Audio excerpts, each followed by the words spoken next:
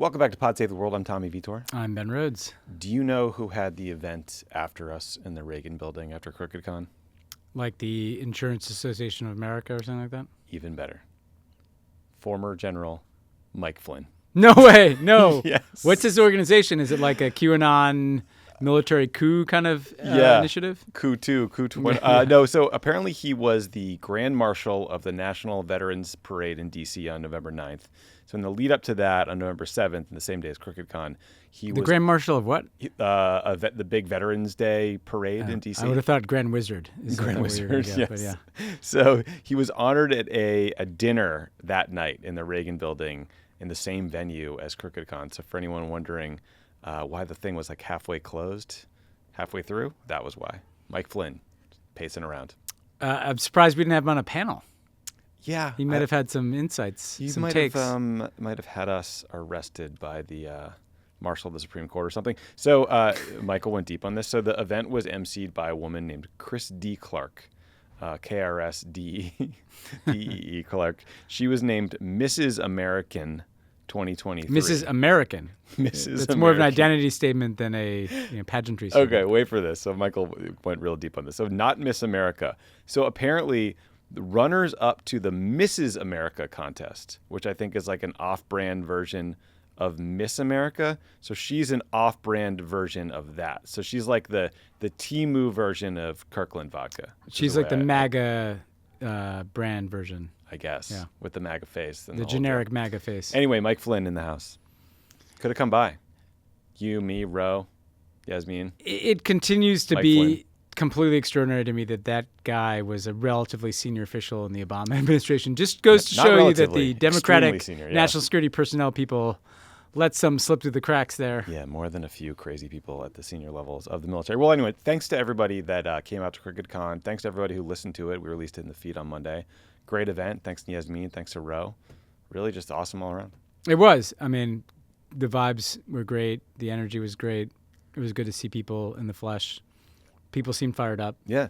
Ro and Yasmin gave a different perspective than we're used to hearing from the kind of wind-up doll Democratic foreign policy type. So that was good. Yeah, it was a lot of fun. Also, great timing.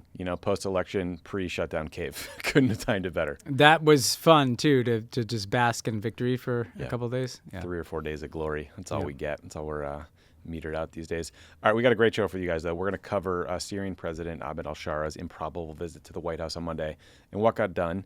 We're also going to talk about Trump's visit last week from Hungarian autocrat Viktor Orban. I hope they had a good time. Did you see the photo of like this right-wing guy named Roger Eyre and J.D. Vance did, and Orban? Yeah. They all spent like 90 minutes smoking cigars. Talking about geopolitics. Like, Yeah. all right, dude. Sounds like a good time. I'd rather watch anything else. Sounds like a lot of fun seeing Viktor Orban and J.D. Vance sipping whiskey and talking about I hate politics. migrants. No, I hate migrants. Yeah. Okay. We're going to explain why the U.S. is boycotting the upcoming G20 meeting in South Africa.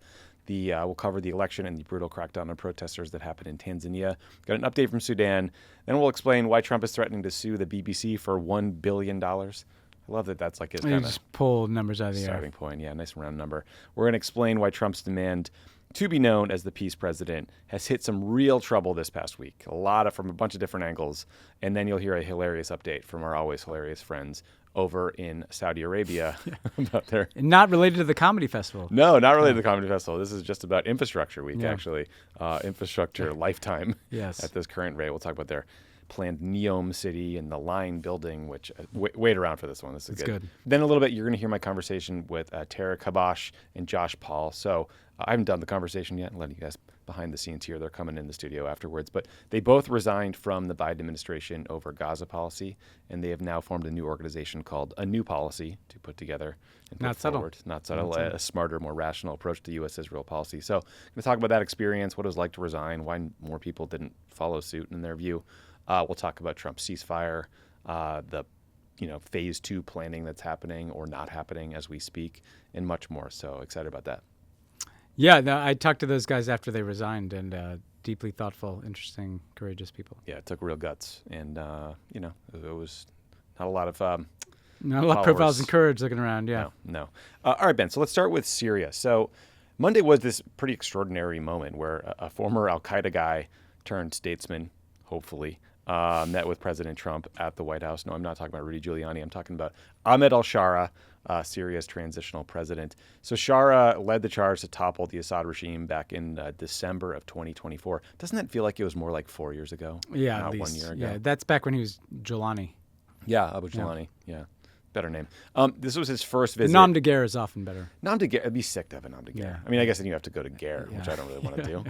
But it's Get fun the to have nom. a nom. Nom nom. So he was Al-Shaara's visit to the White House was the first ever by a Syrian head of state. They had a kind of a rough run of leaders since its independence in 1946. But this was Shaara's second visit to the U.S. Remember, he was at the UN General Assembly in New York in September, where he did that weird sit-down with Dave Petraeus. It was also his second meeting with Trump. They first met face-to-face in Saudi Arabia several months ago. Here's what Trump told reporters about his conversations with Al-Shaara after they met. On Syria, can we expect an announcement on a pact between Syria and Israel, or an announcement on them joining the anti-ISIS? Yeah, you can expect some announcements on Syria. We want to see Syria become a country that's very successful, and I think this leader can do it. I really do. I think this leader can do it. And people said he's had a rough past. We've all had rough pasts. But he has had a rough past, and I think, frankly, if you didn't have a rough past, you wouldn't have a chance. It's like comparing himself, like getting syphilis at Studio 54. Yeah, I was going to say, like, just in the bowels of the New York nightclub scene of the early 80s versus like being Al-Qaeda. Being in a prison in Iraq for years and fighting a multi-year insurgency. Yeah, at Camp Leatherneck or, I mean, I've had a rough past. Rough. I once got like a citation for having a 40 when I was 17 years old. Exactly. So the biggest item on Shaara's to-do list, besides making Trump feel like he's a big important man, was to get U.S. sanctions on Syria removed. Shaara is desperate to attract businesses and to Syria, and also to get access to the international banking system. On that front, he had some limited success. So on Monday, Trump announced a 6-month suspension of U.S. sanctions on Syria that are part of this 2019 law called the Caesar Act. But as we've discussed before, Congress will still need to act to permanently remove those sanctions.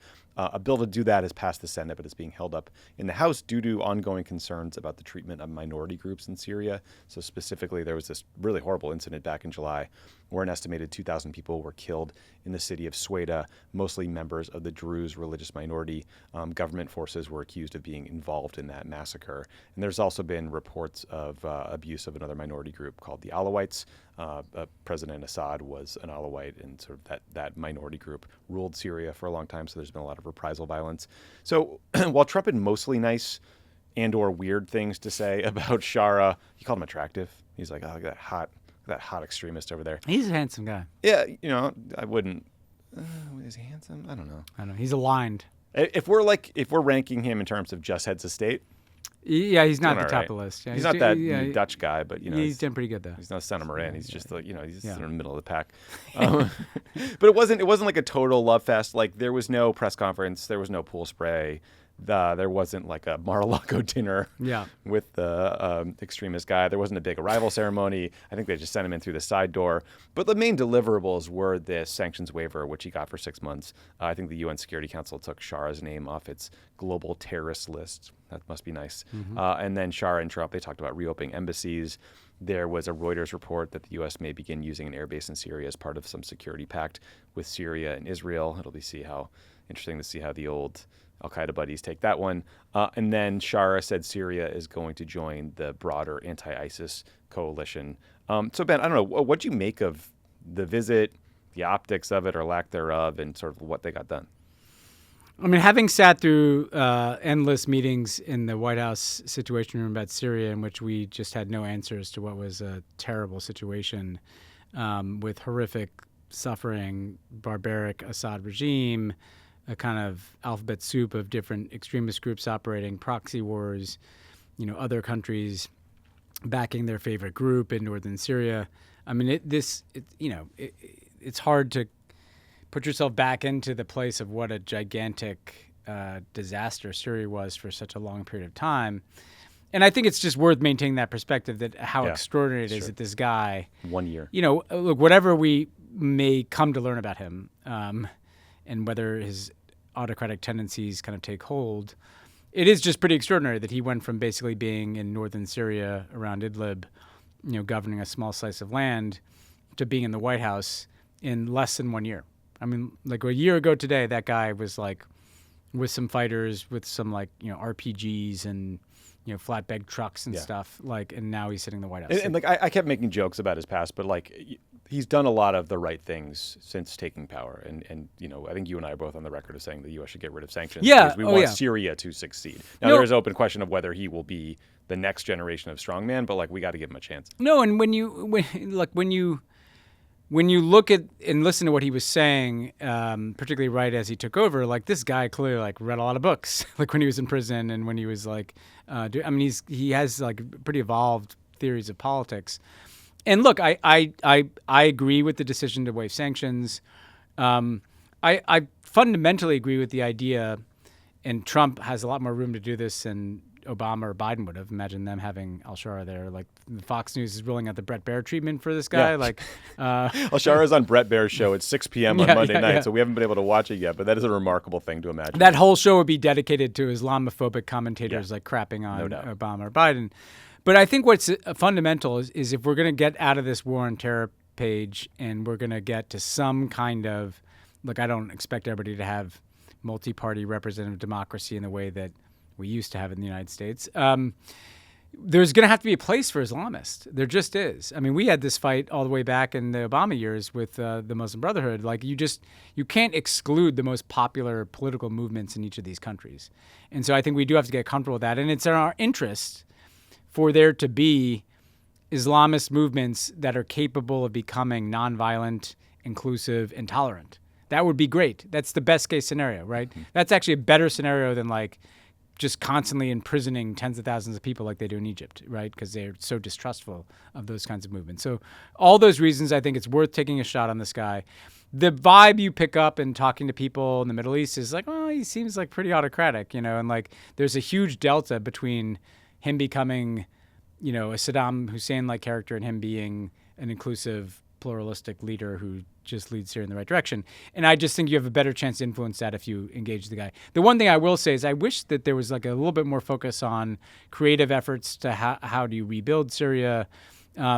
It's such a U.S. thing where it's like, we're going to have him here, waive the sanctions. We got to get him in the ISIS coalition. And also be nice to Israel. Yeah, yeah, exactly. It's like Israel terror, let's talk about what this guy and what Syrians are actually interested in, which is how do they rebuild their country. Because it's pretty remarkable that now he's in the counter-ISIS coalition. He's like shooting hoops with like American generals. The head of CENTCOM and the other guy who runs the global ISIS coalition. They were just, playing some pickup, I guess. By the way, he's got a pretty good jump shot. But I just, this is the problem. You would say that's the next we thing. Show up and we're like, we're here to talk about, Israel and terrorism. And it's just like, I wish we had a bigger agenda. Yeah, and the history is extraordinary. I mean, Syria was named a state sponsor of terrorism in 1979 and has been there ever since. We just sanctioned the country to hell, understandably under the Assad regime. But by the end of Assad's reign, basically their only economy was creating a drug called Captagon and then selling it to addicts throughout the Middle East. As we mentioned, Shaara was imprisoned by U.S. forces in Iraq for 5 years in a variety of different locations. He was at Abu Ghraib, Camp Bucca. He got out in 2011, but unfortunately, speaking of like unintended consequences, those prisons were like terrorist grad school where everybody met and exchanged ideas and best practices. And so, maybe another good reason not to do it. Do you think Assad watched the coverage from Moscow? Oh, 100%. I always imagine what he's up to. Two great shows, by the way, like a biopic of Al-Shaara I'd watch, and then like just a reality show of Assad's life in Moscow I would definitely watch. But I just, on the sanctions, I'm a big believer that you don't keep sanctions in place after the purpose behind the sanctions has expired. Of course not. You need some way to get rid of these sanctions regimes that are everywhere, and I think they should lift these sanctions because, we put them in place for a different reason at a different time. That reason has expired. Literally, the person, Bashar al-Assad, is gone. And look, because if this guy turns out to be a creep, you can always put the sanctions back on him. So I'd like to see him go further and just lift these things. Yeah, I would too. It's also worth noting last week that when we were in D.C., a Hungarian dictator, Viktor Orban, was in town too, along with, I think, like all of the stand countries. They were in our hotel. Most of them were at our hotel. Yeah, we should have had a little informal bilat. Yeah, there was felt like there was some side deals happening at the you know, in the lobby there. Yeah, some rare earths. Some rare earths are getting sold to some MAGA influencers, you know, like dudes in like sharp suits ripping cigs everywhere. Yeah. So Orban was there in D.C. to beg for an exemption from U.S. sanctions so that he can continue to buy oil and gas from Russia, and he got one at least for a year. Trump, as we discussed I think a couple weeks ago, Trump sanctioned the 2 largest oil companies in Russia. He has threatened to sanction any country that buys oil from the Russians. But I guess if you're a right-wing autocrat who goes to CPAC, you get a waiver. Or if you're Argentina, you get like a $40 billion bank bailout. So that's just how it goes these days. As part of the deal, Hungary also agreed to buy a bunch of natural gas from the U.S. And he pledged to buy between $10 and $20 billion worth of nuclear reactors, which I will believe when I see it. Orban also hinted that the U.S. might help him get his hands on some EU funds that have been frozen due to democratic backsliding in Hungary, maybe another bailout of his own, or like currency swap like the Argentinians got, so stay tuned there. They also took some time in this like pool spray they did, to shit on Ukraine and suggest that Ukraine could never win the war, which is a nice touch when you're there finalizing a deal that's going to send more money into the hands of Vladimir Putin to buy bombs to drop on Ukraine. Here's a little excerpt from the Orban-Trump bilateral meeting in front of the press corps for you guys to enjoy. Affordability is what the American people elected this president to do, and he is doing it, and you guys refuse to cover it, and you refuse to cover that the previous administration created the worst unaffordability crisis in American history. And I've been watching the TV all day saying that he doesn't want to talk about affordability. That's what he's working on every day, and that's what this administration is doing. Right now. But you know why they refuse to cover it? Can I because they're fake news. That's why. Go ahead. Can I get heard someone? Sure. Caroline, the Prime Minister would like you to work for him in Hungary. Please consider. Please consider. You know what? That's a very good decision you just made. Please don't leave us, Caroline. That was Caroline Leavitt, I mean, White House press secretary, getting an atta-girl from Viktor Orban. Real fan of the media. So I don't know. Ben, Orban's facing his first major political challenge in like 15 years. It sure seems like this visit was just a totally unnecessary political gift to him before that election. But I don't know. What'd you make of it? Yeah, there's no like vital reason for the President of the United States to be having such a big formal bilateral meeting with the Prime Minister of Hungary. And it just kind of continues what we've seen, which is that if you're one of Trump's guys, which is basically if you're on the CPAC circuit, right? If you're Javier Milei from Argentina, if you're Nayib Bukele from El Salvador, if you're Viktor Orban, you know, you get preferential treatment across the board. You know, you get exemptions from sanctions. We might throw some weight around at the EU to get them to give you money that they've rightly frozen, not just because of democratic backsliding, but because of rampant corruption. Like Orban basically takes that money, it's for infrastructure projects, gives the contracts to his buddies, and they skim like billions of dollars off the top, right? Old and so the corruption. Brussels is like, why do we give them this money? And I will also say, like, the thing about he still has these relationships into Russia. When he came to power, there was a lot of investigative journalism around. Seems like there's like some shady business connections with the FSB, the Russian intelligence services, into Hungary, right? I mean, if you start like pulling back the threads on some of these deals over the years between Russia and Hungary, you know, there's probably more there. But Orban's there to make sure that nobody pays attention to that. Nobody's looking too closely at that, and he gets exemptions, and he can still buy some Russian energy, and then he can just shit on Zelensky in the process and kind of replenish his bona fides. I will say, the Caroline Leavitt thing is gross in a number of levels. One is it's funny with her, like, she's not that good. She's better than like Sean Spicer. Sean Spicer, and then that other woman who's on like Fox now, Kayleigh McEnany. Kayleigh McEnany, and actually, honestly, like probably better than Karine Jean-Pierre. But like, what is she? She's just like, he's doing affordability. Like, it doesn't even make sense. It's like, not, dude, your boss just said like affordability is fake news and stupid, and to fuck off if you care about it. Like, we heard the tape. Her role is to like perform in front of him and like trash people. And then people chuckle, like, we're taking this, like, you know, seriously, and then, like, have a kind of pretty creepy invention from Orban. It's like, we will take her, you know? Like, it just didn't... imagine it like, Kim Jong-un's like, oh, good spin. It's like, okay. By the way, to, like, connect the stands to this, it reminded me of, like, this bilateral meeting that Obama once did with the president of Kazakhstan. And we actually had a Kazakh American on our team. And it was a woman, and Obama introduced him to her. and because he's nice like that, and then the guy's like, "That is very good. Well, we give you one of ours, and now you must give us one of yours." What? And what was weird is like, I think he wasn't kidding. Yeah, like that joke didn't land. I think it was like, who are we supposed to give him? Like, hope it's not me. But anyway. God, if you're president, you need to deal with some creepy weirdos and pretend a lot of jokes are funny that just absolutely suck. A lot of like fake chuckling. But I mean, look, we shouldn't we have to like kind of fight against the urge to be like, this is now the normal. Like, Viktor Orban is like an undemocratic, illiberal, fascistic kind of creep, and that's who like we give foot rubs to. The right wing loves. He's celebrated in the MAGA world. Speaking of awkward group events full of heads of state that are probably not that fun, but you got to go to them. Trump is apparently boycotting the G20. So the G20 is taking place in South Africa at the end of November. The U.S. is, I guess, just not going to go at all. I mean, Trump had previously said that he was going to skip it. I thought he was going to send J.D. Vance. But now the U.S. isn't sending a delegation at all. And if you're wondering why, dear listener, it's because of a non-existent genocide against white farmers in South Africa. Remember, back in May, the president of South Africa was in the Oval Office, Cyril Ramaphosa, and Trump was showing him photos and printouts and videos that he said were evidence of this white genocide. But like, one of the pictures was from the Congo. One was just like a video of a protest from 5 years ago. But those very humiliating errors did not slow Donald Trump down or prevent Trump from like railing away on this. He is now boycotting G20. He's calling for South Africa to be thrown out of the G20. We've completely changed our refugee policy in the United States so that we're only taking in white South African farmers. So this is, again, the reality we live in. So Ben, I don't know. I'm surprised that even they wouldn't just like send sad little JD Vance over there. It seems like the net effect of this decision will be to hand the conference over to China and Russia.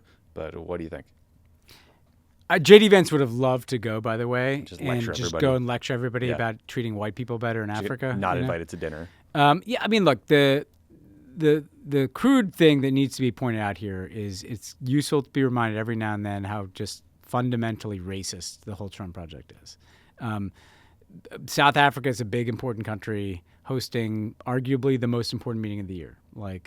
And we're not going in some weird fit of pique because of some Fox News programming about some like white farmers who are, by the way, like we've come full circle to defending the white side of apartheid. That's kind of where we're at in 2025. And that's not even that unusual. It's like, Trump's pulling down the G20 because of the white genocide, right? The substantive thing that's important, again, is that the G20, I felt in the Obama years, was the most important meeting of the year.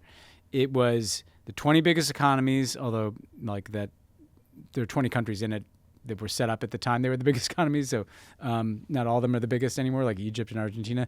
But nonetheless, they're all there. And you're meeting to like kind of coordinate the piping and wiring and running of the global economy. You're then using it, so we used it a lot to kind of respond to the financial crisis and stimulate demand or deal with some emergent economic problem somewhere. But we also used it to deal with all kinds of other challenges, right? Clean energy transition was a feature. Obviously, Trump doesn't give a shit about that. Fake news. But also, the Chinese are there. The Russians are there when they're not indicted by the ICC. So that's not a problem for Putin. The major European countries are there. Brazil's there, et cetera. So you'd use it to have bilateral meetings with all those countries too about whatever the other things were on your agenda, because you basically have like a big enough group, 20, and there are usually some other countries invited, that you can get a lot done, but it's small enough that you can kind of see like half the people there and really get a lot of work done. And to your point, Tommy, like by us not going to a G20 summit that is in a BRICS country, like South Africa is the S in the BRICS, we are just saying, like, Chinese, you run this meeting entirely, right? This is you built this whole alternative world order with the BRICS and all these other development instruments. Now we're literally taking something from our, world order we built and just saying over to you now. Mm-hmm. And whether that's, the Chinese are going to be coming to talk about investment. We come to talk about tariffs and kissing Trump's ass. They're going to be coming to talk about like investing more in Africa, like, development financing, AI probably. By the way, I'd love to see the G20 used to be setting AI norms. Like, that's clearly not happening. So when Trump does shit like this, you realize it's not just a spectacle and the offense of it. It's like the opportunity cost of not being there, what's not getting done internationally that would normally be getting done on things like AI. And then also just the opportunity for like the Chinese of the world to just say, look, these guys are totally fucking unreliable. Deal with us. Yeah, we got a fake white genocide, leads to a boycott of the G20 in South Africa. We got a fake Christian genocide, Nigeria, yeah. Gets you military plans to invade Nigeria. And the Trump foreign policy is like, hey, everyone, Tajikistan is joining the Abraham Accords. Like, that's that's a good point. Like, the guy can't bring himself to go to the G20, like the premier meeting of the year, but he can have this fucking cavalcade of people through the Oval Office, right? You know, Orban, Al-Shaara, the stands, you know, some of which are probably got some corrupt side deals in play. I mean, what are we doing here? Yeah, a little Captagon for crypto deal. I mean, this is so funny. He's like, he's spending so much time on foreign policy. He spends too much time on foreign policy. But it hurts me to say it. But he's not. Most of it is his performative bullshit. And he's not accomplishing anything for us. He's accomplishing a lot for himself. He's getting Don and Eric's calls returned for the resort in Bali. But even like Steve Bannon and people are being like, dude, like the craziest right wingers are saying to Trump, like, enough of the foreign policy. Focus on the economy, focus on affordability, and he just absolutely refuses to do it. By the way, also, like, not a great look to have your press secretary like scolding people that you're working on affordability in the bilat with the Prime Minister of Hungary, who has nothing to do with affordability in the United States. Clearly, waste your time. But hey, congrats on beating up the Reuters guy. Yeah, good job. Really tough. Really dunked on Jeff Mason there. Pod Save the World is brought to you by Mack Weldon. You know what people say about fall. It opens up life and its moments. There's outdoor gatherings, festive events, upcoming holidays, more opportunities to spend time with friends and family. I got a lot of fall plans I'm excited about. You know, Thanksgiving's coming up. And if you're looking for gear that is perfect for fall, check out Mack Weldon. They've got all the essentials for fall, comfortable, easy to layer clothes designed for cooler days and timeless style. Their new Ace line, inspired by their best-selling sweatpants, combines everyday comfort with long-lasting and confident looks. Explore new hoodies, half-zips, sweats, crew necks, and more at MackWeldon.com and get 20% off your first order of $125 or more with the code WORLD. I got to say, the Ace collection is really, really excellent. It's super comfortable, sweats and sweatshirts, but look, they look good. They look stylish. They're not like sloppy. They fit really well. They hold up well. They're durable. You can wash them a ton of times, and they still look like you just got them that day. Highly recommend checking it out on their website because Mack Weldon balances classic pieces with updated details to help you looking sharp. It's not flashy. It's just classic, always in style, and made from the world's most comfortable performance materials. It's easy to style with versatile looks that you don't have to think about. Mack Weldon is effortless by design. With the Ace line, ease and self-assurance has never been more comfortable. Get lost in comfort with our half-zips, pullover hoodies, bomber jackets, and crew necks. Mack Weldon clothes are designed to fit your style and the demands of modern life. They look like regular clothes, but feel like the latest in modern comfort. For over 10 years, Mack Weldon has designed timeless, innovative menswear to help you move through the day with confidence, even if you're just hanging out in your underwear. Fall into comfort with Mack Weldon's Ace collection. Go to MackWeldon.com and get 20% off your first order of $125 or more with promo code WORLD. That's MackWeldon.com, promo code WORLD.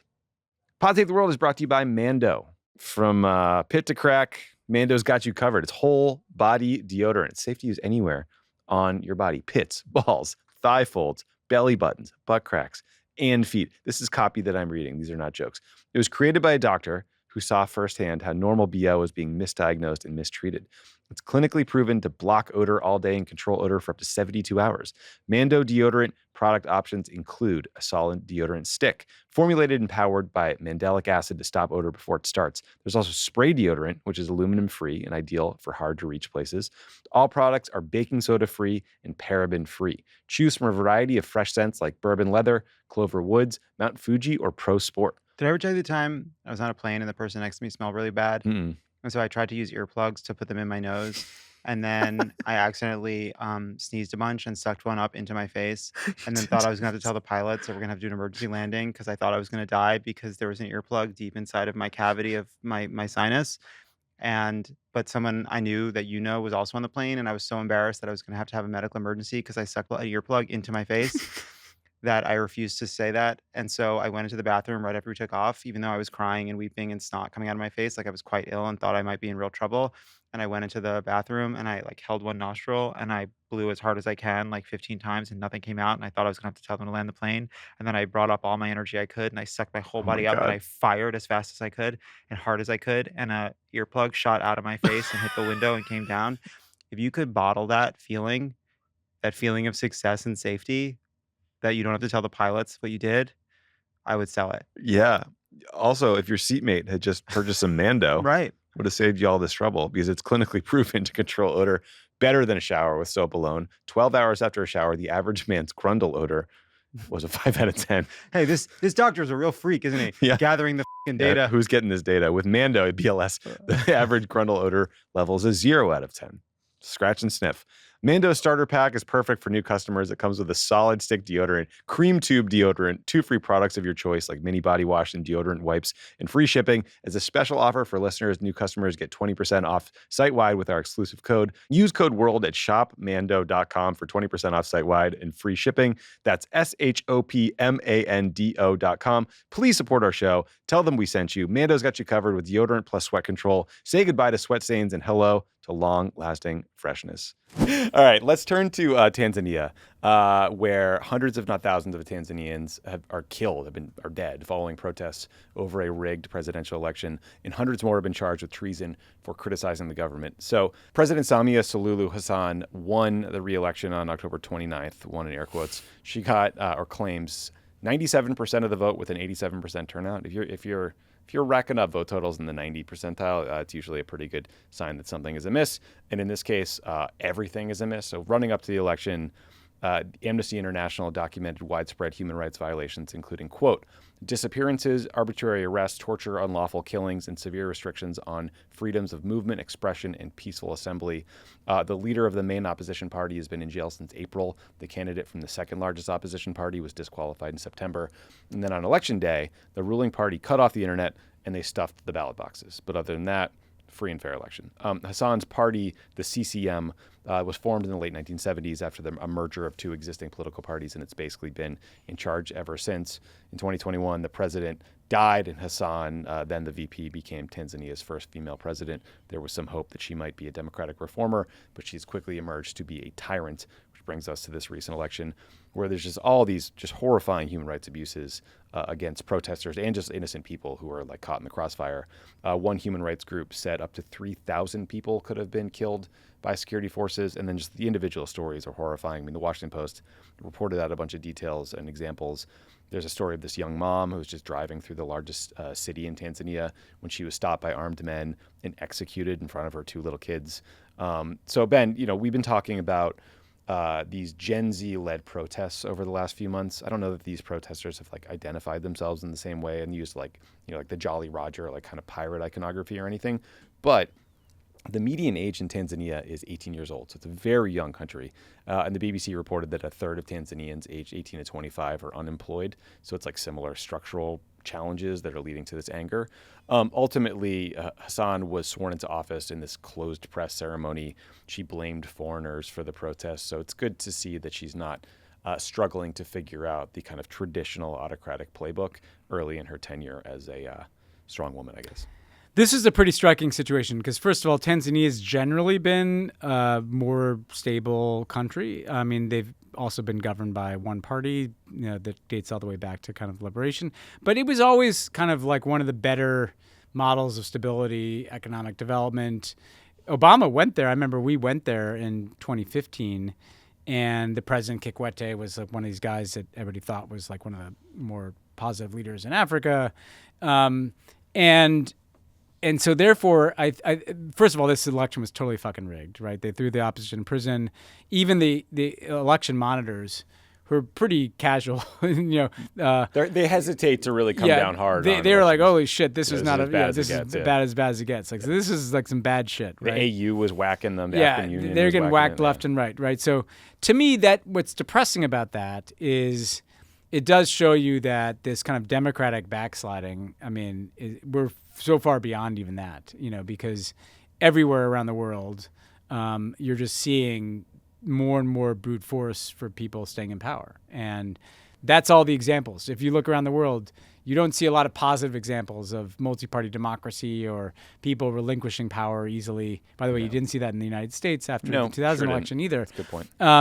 And so that's depressing. I will say there was a Gen Z aspect to this because essentially I think that, if you read the coverage, essentially, and look at some of the better analysts, the resistance was bigger than clearly the ruling party thought. They thought they could just do this and people wouldn't really bother.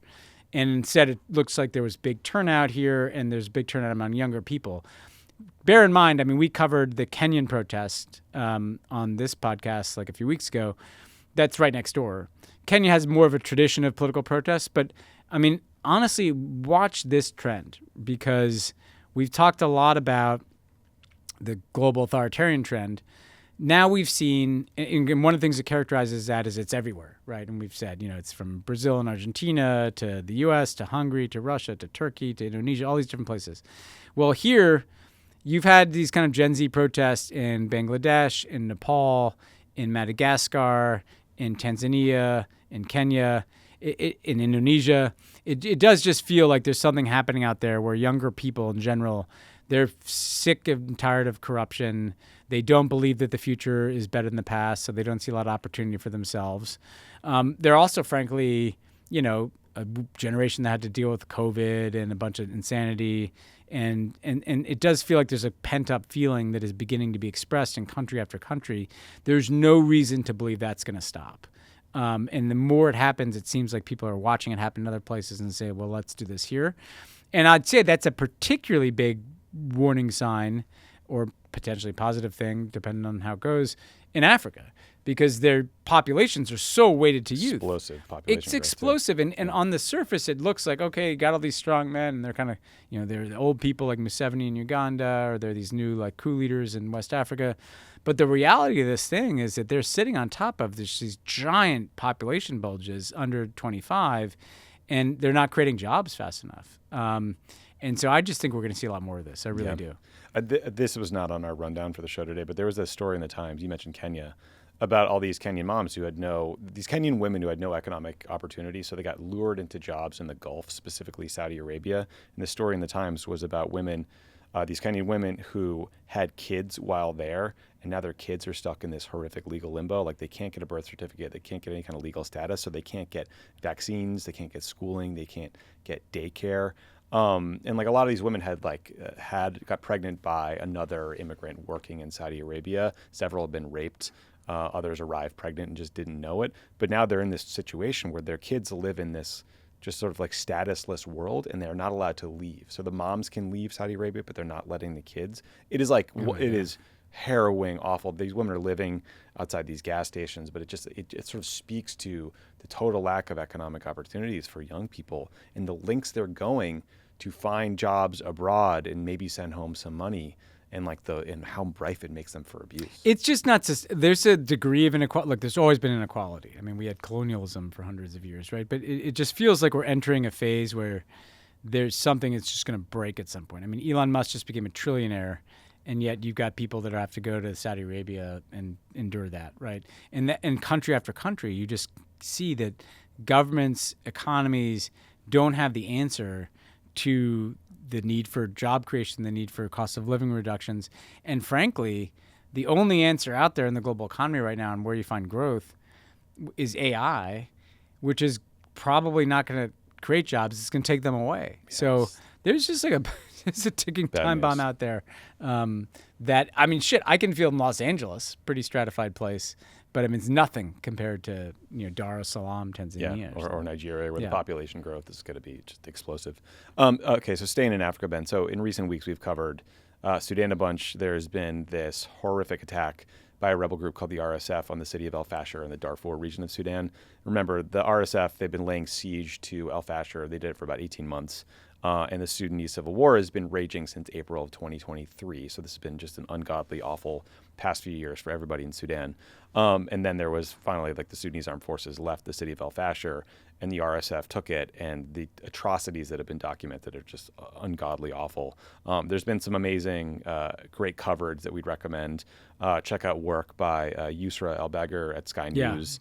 The New Yorker had a really comprehensive, great piece called, the title was Rebels Post Videos of Mass Killings in Darfur as the World Watches, that got at how these RSF forces, I mean, there's one guy in particular who was like bragging about having hit his goal of killing 2,000 people. Apparently he sort of became a mini celebrity among influencers from the UAE. It's like just disgusting shit. The Times and the Journal have covered all the ways the UAE, the United Arab Emirates, has been prolonging the war, worsening the war by funneling weapons to the RSF. So just check out those outlets for doing a great job here. But it's hard to overstate how bad this recent massacre in Al-Fasher seems to have been. Some have compared it to the early days of the Rwandan genocide, just indiscriminate massacres everywhere. If people manage to escape Al-Fasher, their troubles don't end there. The Doctors Without Borders says they're seeing a massive hunger crisis in Tawila, which is the closest town, which I think is like 40 miles away. 70% of the kids there under 5 are acutely malnourished. 35% are suffering from severe acute malnutrition. The MSF screened like 1,100 adults in Tawila. 60% of the adults were malnourished, about 40% of whom were severely malnourished. So we reached out to the Norwegian Refugee Council, who has people on the ground in Tawila where these displaced people who are able to make it out of Al-Fasher are gathering. This is a clip from Shaswav Saraf, the country director at NRC Sudan. Please listen. People who are arriving in Tawila talk about the horrors that they've encountered in Fasher and also on the way. They've talked about how they have had to run with bullets flying all around, how they have been detained on the way, they have been beaten, and at times have also been asked for money. When they arrive in Tawila, one of the things that strikes us is that every single individual who's arriving in Tawila talks about how they have become an incomplete family. Either they don't know where their husband is, or their wife is, or siblings are, or parents. A young woman arrived today. She mentioned that when they were leaving Fasher, there were bullets flying everywhere. And her 3-year child was on the shoulder of her husband. And by the time she realized, with all the running, her husband and the child were nowhere to be seen. And then she walked for days to come here. But she has no idea where her husband and child are. It's just unimaginably awful. And that woman who's survived, there's not a lot of resources there because obviously, as you mentioned, newly minted trillionaire Elon Musk destroyed USAID. So a bunch of NGOs are desperately trying to fill even a small part of the void that's left by the U.S. departing. If you're looking to donate to an organization, the NRC, the Norwegian Refugee Council, there's Doctors Without Borders, there's the Sudanese American Physicians Association, there's Save the Children. That's just a few. You can look up a bunch more places like Charity Navigator or other sites, but the need is just enormous. So just consider it. Yeah, and it's really frustrating and angering to come back to this each week. And there's just this relentless dehumanization of these people that are just trapped in this. I mean, in the Emirates, they just so fundamentally clearly don't give a shit. They are literally, funneling guns to this genocidal militia, the RSF, and just vacuuming up gold, that they can wash through the, gold trading post in Dubai or whatever the fuck it is. And just, not even burdened at all by the fact that this is happening to human beings. Yeah. By the way, so we're not in a glass house here. We shoveled weapons out the door that were dropped on kids in Gaza. There's a contagion to these things where it's just over time, people are supposed to just kind of be numb to this degree of suffering. And I would like to see, and Quick Account was really, I thought, good at this time. It's good because when you're a crowd, it kind of forces you to make that turn to the positive, mm-hmm. And so I want to do that here. I just think there's a space to kind of reclaim some basis of morality in politics. Nobody tries anymore. I mean, nobody's, because you show me all the polls about how people don't like foreign aid. And when's the last time anybody tried to go out there and say, hey, we should value human dignity, human life around the world. We should try to do something about these things. It worked 20 years ago in the Darfur region. There was was this a huge coalition movement. From the far right to the far left. It was evangelical Christians to, lefty liberals. There is a together. space out there, whether it's in this country, hopefully, Democrats or anybody, frankly, but other foreign leaders, like there's a space for people, because you see this in the Gen Z protests. I don't think most people like the way things are going in the world right now. No. And one thing to try that nobody seems to be trying is to give a shit again, and not just be on defense, like, well, we don't like migrants either, or like, or we're trying to sit in the lab and develop the talking points that can speak to our working class. Like I'm not suggesting that's not important, but like sometimes there needs to be a space for just like a moral purpose here, and the world has a huge vacuum in that. Especially in a moment like this, when like a genocidal massacre is happening and there's a moment for moral clarity and sounding the alarm. And I think I agree with you. I think people do care. I think young people in particular care. And if someone sounds the alarm and talks about what's happening and talks about our responsibility to do something about it, not in a way to make you feel guilty, but like a responsibility to speak out and state the truth and talk about the forces that are making this massacre worse, like the UAE, and the way they are just funneling arms into this civil war. It's so interesting because one of the things Trump has done is he's shattered all these norms, right? Like and that would actually he will never do this, but like imagine if someone like Trump who doesn't give a shit, he can make one phone call. What if he went out tomorrow and said, you know what, this is fucking bullshit. I'm getting all these briefings. These women and children are getting massacred. And it's just so a bunch of gold can go to the UAE and they can be like a little bit richer than they already are. And I'm just not going to sell them anything. I'm going to tariff them 300% and cut off weapons tomorrow if they don't cut this out. This fucking war could be over, It could be over. It really could be. Like, this was true in Gaza, right? Like, we could just shut off the spigot, stop sending the Israeli arms. But if Trump called MBZ, the leader of the United Arab Emirates, and said, stop this right now or else there will be consequences for you, they would have to listen. I think they would. And so there's actually like a weird space to take some of this Trumpian impulse foreign policy and use it for good, but we don't see that. Happening. Let's sort of talk about where we're at on the whole Peace Watch thing. Yeah. Trump is constantly demanding the Nobel Peace Prize. What are we up to? Nine wars? Probably 10. Yeah. I haven't checked in lately, but there have been. So we couldn't cover all of these issues in depth. Doesn't feel like it based on the show. No, it does not. Yeah. So we wanted to like just fold kind of 4 important things happening in the world right now that just speak to the way the President of Peace is making all things safer. So in Venezuela, regarding this ongoing Trump-Rubio regime change operation that's happening down there. This week, we learned that the UK has stopped sharing intelligence with the Trump administration about ships in the Caribbean because they think it's probably illegal to murder random people in boats off the coast of Venezuela. It stands to reason. And also the USS Gerald Ford, which is the Navy's largest aircraft carrier, is now in the Caribbean along with 3 Navy destroyers that escorted everywhere and about 4,000 sailors. So that sounds very peaceful. Sounds like a lot of peace. Nobel Prize-y. Yeah. Speaking of which, Trump constantly demands credit for a peace deal between Thailand and Cambodia. Unfortunately, that deal seems to have fallen apart, at least for now. On Monday, there were several Thai troops who were wounded by landmines near this disputed border, which is what this whole thing is about. The Thai military accused Cambodia of laying those landmines, which Cambodia denies. Either way, the supreme commander of Thailand's military said, quote, he was halting all agreements until Cambodia clearly and sincerely demonstrates that it will not be hostile.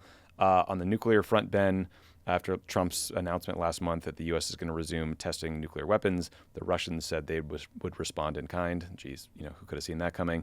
And then finally, Ben, on Monday, there was a car explosion in New Delhi, India, that killed at least 10 people. This happened in this very historically significant tourist area near the Red Fort, which is a famous monument and symbol of India's independence. We don't know the cause yet, but India's counterterrorism agency is handling the case. Then on Tuesday afternoon, there was a bombing outside a courthouse in Islamabad, Pakistan, that killed at least 12 people and wounded many, many more, dozens more. Pakistan's Prime Minister Shehbaz Sharif blamed India for the bombing, calling it, quote, Indian state terrorism. Now, we should note that a faction of the Pakistani Taliban, or TTP, says they were responsible for this. So there's no evidence that these two events in India and Pakistan are connected, except for time and the fact that it happened one day after the other. But these are the kinds of events that start wars. So Ben, I guess like if Trump wants a Nobel Peace Prize, it's like, I don't know if my advice right now should be to get to work and start mediating some things, or just go away and Just stop go with away. this Venezuela shit. Yeah. I look, first of all, the Brits cutting off intelligence sharing, these people follow us into a rock. Like the Brits are usually pretty lenient about the special relationship. This just tells you how insane and extrajudicial this killing is that the United States is doing in the Caribbean. I will say, all these conflicts, he never solves them. He just wants the photo op, and he's betting on the kind of stupidity or short attention span of most of the American media that will cover his peace announcement and will never follow up and pay attention to whether or not Thailand and Cambodia are actually, not fighting anymore. To me, the one that worries me is this India-Pakistan one. Not that I was the going to others. say, I mean, it's the most recent, but also that's very scary. It's very scary, and there's like a bigger dynamic happening in that region, which is that the Afghan Taliban, after years of being, in bed with the Pakistani intelligence service and having a safe haven in Pakistan, well, they're back in charge in Afghanistan. They have there's a Pakistani Taliban that it's different, but there are links there. And there have been some pretty brutal border skirmishes, including like Pakistan literally like bombing, Pakistani Taliban on the other side of the Afghan border. And, it feels like it's getting a little hot there. Now, what's the connection? Well, the connection is the Indians, are now building out relations with the Afghan Taliban, and so if you're Pakistan, you're probably like, oh shit, we're going to get flanked. We thought the Afghans were our allies, but now they're reaching out to her. And this is just, I say this, it's a tinderbox. Yep. You've got Kashmir, you've got this hot and on again, off again India-Pakistan conflict that involves nuclear weapons. Now you got this Pakistan-Afghanistan conflict. I mean, you've got a variety of extremist groups. I mean, the peacemaker here, I know Marco Rubio made one phone call for which Trump declared he'd solved the India-Pakistan conflict. But if you just want a sign of how stupid that is, we got another reminder of this week. And by the way, politically, but also substantively, like Trump fucking owns this thing.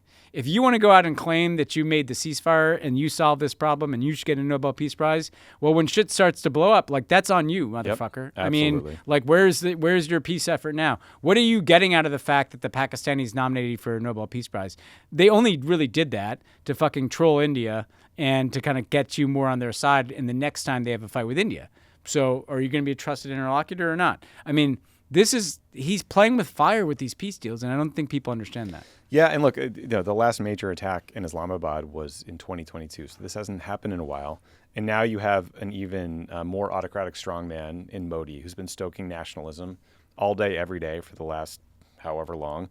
You've got a weak leader in Prime Minister Sharif in Pakistan, who immediately pointed the finger at the Indian government, but really the military is calling the shots. Yeah. And also the Pakistani military was distracted at the time of this attack because they were focused on rescuing cadets at this army-run college in South Waziristan near the Afghanistan border who were attacked by militants and were being held hostage. So, like, there's all these reasons for that government to not to point the finger at, the TTP or other Taliban forces that are more likely to have done it, and to try to stoke nationalism in service of their political project and blame India, which, as you said, ratchets up tensions and makes things really, really unsafe. Yeah. So, yeah. Get back at it. Good work, everybody. Yeah. Okay, a couple more things, Ben. So, thinking back to our time in government, do you remember when the British press would just hammer us all the time over all sorts of perceived slights? The bust of Winston Churchill. UK, I'm still living through the bust of Winston Churchill was moved somewhere, and everyone was upset about it. It was replaced by a bust of Martin Luther King in the White House, but they didn't have the perspective to understand why the first black president might do that. Details. Now Donald Trump is threatening to sue the BBC for $1 billion. So I think that's what the nerds would call the Overton window shifting. Yeah. So here's what happened, Ben. In October of 2024, the BBC aired a documentary called "Trump: A Second Chance?"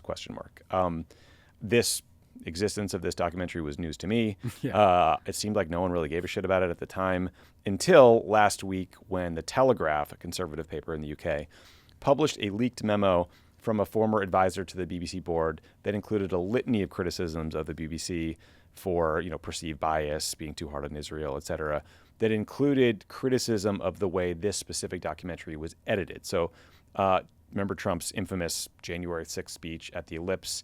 They edited it in a way that I think was genuinely bad and misleading. Basically, they edited together Trump saying, "We're going to go walk down to the Capitol," with a line 54 minutes later in the speech that said they have to fight like hell or you're not going to have a country anymore, which, look, we all know what Trump was doing in that speech. We all know he's sick to those people in the Capitol, but it makes it sound like even a more direct call by Trump for violence and to take the Capitol by violence, and it just wasn't necessary, and I don't understand why someone would have done it. So this leak to the Telegraph led to a bunch of former BBC journalists to speak out and ask why nothing had been done earlier to kind of fix the problem. And then you had Trump threatening to sue for false, defamatory, malicious, disparaging, and inflammatory edits. On Sunday, the fallout was pretty quick. The BBC's Director General and Chief Executive of BBC News resigned, but that did not appease Trump. And what makes this all so complicated, Ben, is that the BBC is partially financed by the public, by this fee, a license fee that's charged to basically any British household that consumes BBC content. It's about $300 a year. So Trump is essentially threatening to sue the British public and his storied institution in the United Kingdom. So this seems not great for the BBC. Like all news media here in the U.S., the BBC has been just battered by charges of liberal bias, anti-Israel bias. It is constantly attacked by, conservative politicians in the UK and conservative news outlets like The Telegraph. But unlike most US-based news outlets, they get this public funding and they are desperate to be seen as kind of above the political fray, which is all but impossible, I think, in 2025. Yeah. So the BBC has until 5 p.m. Eastern on Friday to respond to Trump's demand for money. He's also demanding an apology and a retraction of the documentary, or else he's going to sue for $1 billion. The BBC board's chairman apologized for the documentary in a letter to Parliament. They called the edit an error of judgment, but I don't think they've contacted Trump directly. What do you think they do here? This is so fucking stupid. I think I hate everything about this story. I mean, look, did they edit the documentary? Fine. I don't sit combing through Frontline documentaries. I'm sure there's some things in there that I didn't like the edit on, I don't sue them for $1 billion. I just think that this is taking something that, the BBC airs, endless content. There's number of channels, I just don't get this outrage. Well, it's just him being a whiny little bitch. So what? They edited some documentary where you didn't like embarrass him in the Telegraph, make them apologize, okay, but why was the CEO of the BBC the editor on this fucking thing too? I don't get this. Just stop capitulating to this guy. I mean, it was weird enough when CBS had to bring in Barry Weiss because they edited a 60 Minutes interview with Kamala Harris the way Trump didn't like. Now other countries are it literally feels like an American media company. Other countries are having to bend the knee to Trump and kiss his ass and apologize and deal with lawsuits because they edited some documentary that literally nobody saw. I can't think of it. Because if you think about it, if you actually want to look at it from Trump's perspective, did this documentary harm him in any way? Well, this is the thing that's interesting about this. So the statute of limitations has expired in London. You have a year to file a suit. But in Florida, you have 2 years. So he's filing this suit in Florida because he can get it under the statute of limitations. But also, he's going to have to find some Florida voter who says they saw this documentary and that it harmed them or harmed their standing of him, which just seems impossible. There's not a single human being on earth whose view of Donald Trump was changed because of the way this documentary is edited. That's it. Yeah. Then I also want to say that the BBC, they've been working the refs over there, my whole adult life, the liberal bias over there. And so much of it is just bullshit, Boris Johnson, Tory, Nigel Farage kind of bullshit. I mean, even on the Israel stuff, now they're so scared of that they'll have some poor Palestinian on and they'll scream at the person to condemn Hamas and to but there's, I mean, what are we doing here? This is a great institution. We spend a lot of time talking about British identity on this show.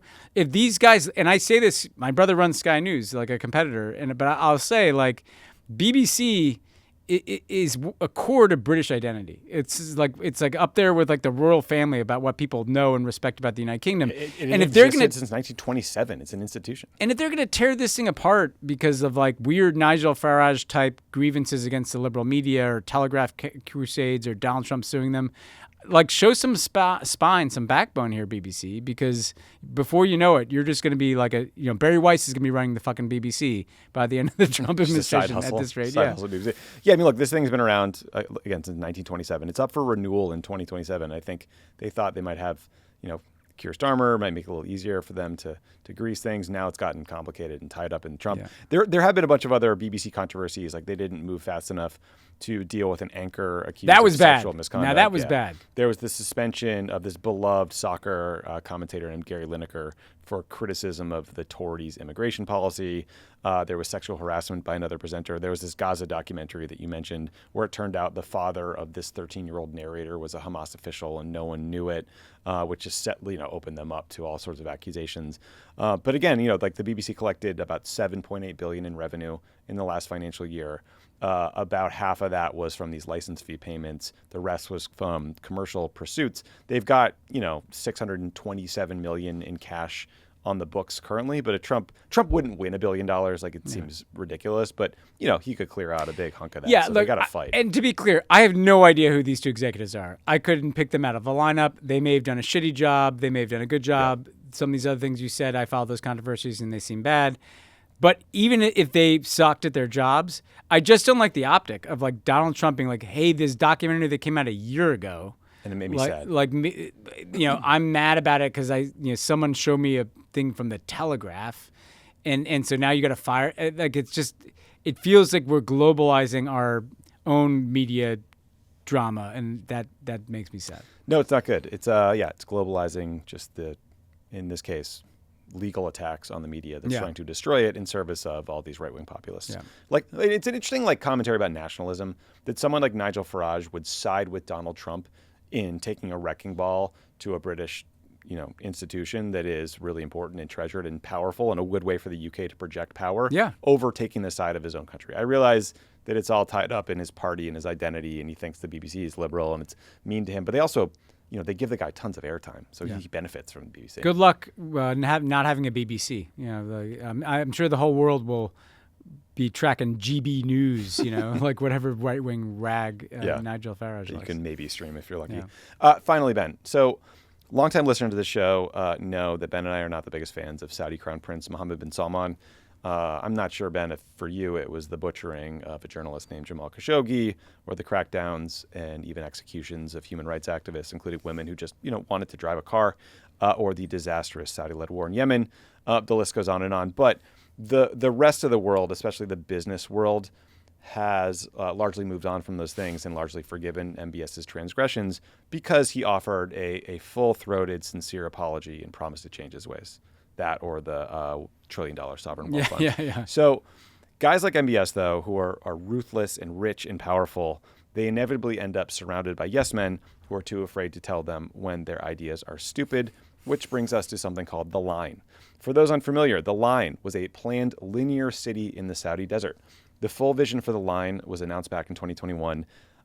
It includes a structure that would ultimately accommodate 9 million residents, so a linear city, in a 170-kilometer-long building that is 1,600 feet tall and mirrored on both sides. So imagine two walls that are significantly taller than the Empire State Building. The building is between those two things, and then repeat that for 170 kilometers. So it was obvious at the time, I'm pretty sure we said as much on the show, that this was a ridiculous boondoggle. We've been doing this show long enough that we're there. Way too long. Yeah. That this was never going to happen.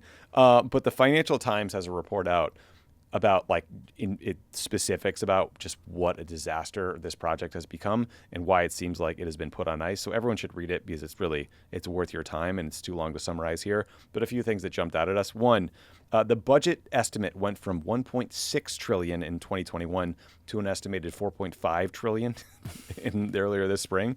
So the design for the line it's broken up into these modules that are kind of repeated to create consistency in the manufacturing process. But the scale of the resources you need for that manufacturing is just unimaginable. So here's a couple examples. One ex-employee who worked on the building's construction said that to make the concrete for the first 20 modules, the contractors would need a supply of cement every year that would be greater than France's annual output. Seems like a lot. Someone else told the FT that the plan would eat up something like 60% of the global production of green steel per year, which obviously jacks up the price of all these commodities. A senior construction manager said that for 12 modules to be built by 2030, a 40-foot container would need to arrive every 8 seconds, 24 hours a day from now until then. And the line was sold like with all this like bullshit, sustainability, environmental protection kind of branding bullshit, it was like they talked about how because it's built vertically, the footprint of the city was so much smaller than a normal city, right? And it was good for the environment. But people pointed out that in practice, what they were creating was a 500-meter tall, 170-kilometer long wall blocking the path of all these migrating birds. And the wall was surrounded by wind turbines. So these birds, they either get chopped up in this like wind energy blender, or they crash into the world's biggest mirror before plunging to their death in like a fiery hot desert. So that seems bad. And then there's the human element. So there's a village in the line's path that essentially was knocked down. And according to this FT report, some members of the tribe protested being evicted, and 15 were sent to prison, some for up to 50 years, and 3 were executed. So that's how they treated the people who didn't like this dumb idea. So $50 billion has been spent. I guess we'll just see if MBS adds to that. He did already detonate an entire mountain, so there's some sunk costs, as they say. There's all these, often Silicon Valley guys that are super totalitarian curious, and they like the kind of, well, you can get things done in a authoritarian system. Well, this is the counter to that, which is that when everybody has to say yes to every idea that the autocrat has, like you get clusterfucks like this. Mm-hmm. Just to point out a couple things that jumped out to me, Tommy.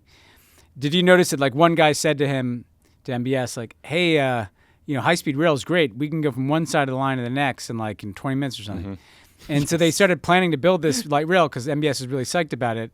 But it turned out that high-speed rail only works if it never stops. I forgot to mention they stop. so like everybody lives in between the two ends.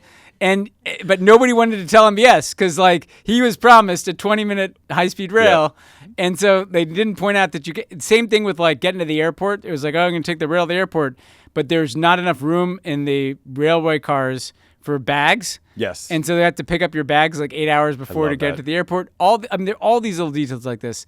I'd also just say there's a global cabal of like management consultants, and I honestly, I would bet anything, I don't know this, that the same kind of people that were having like pitch decks prepared for like the Gaza Riviera definitely have a piece of this thing. There just must be these people that go around vacuuming up money for like the wild ideas of the super rich or the autocrats around the world. Because that $50 billion got spent on a lot of things other than concrete. It's like consultants, architects. Yep. MBS is talking to quantum physicists. I was like, why the fuck is he talking to quantum physicists? And I'm like, well, like maybe a nice side hustle if you're a quantum physicist to go talk to MBS about the line.